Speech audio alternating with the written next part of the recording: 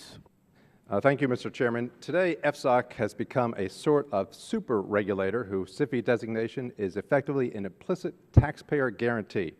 Over time, I believe too big to fail SIFIs will use their capital cost advantage to drive smaller competitors out of business. In short, FSOC now picks the winners and the losers in our financial markets.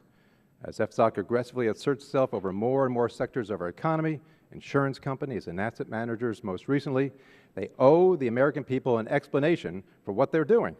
Despite the 147-page FSOC recently released report, the vast majority of which is a rehash of basic economic information available on any financial website, FSOC's decision-making process remains a black box.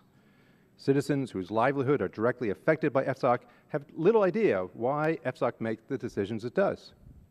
And you know, as Congressman, I can be briefed on the most sensitive intelligence and national security information, but I'm not allowed to even sit quietly and listen in on an FSOC meeting.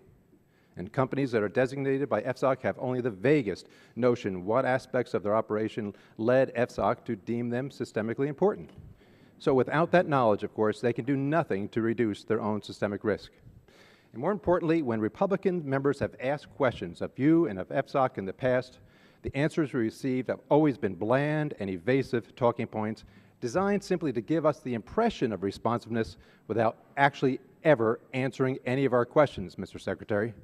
In fact, this committee asked you specifically last month for all the documents and all the communications between you, your department, and FSB. And I have everything that you supplied us with right here in this box in response to your promise to supply us with all of those documents. We got absolutely nothing from you when you promised us that you would supply us with that information. Mr. Secretary, this stonewalling by you and this department must stop. We have to get real answers from you and from Treasury, and I hope that today the process begins. Mr. Time of the gentleman has expired. The chair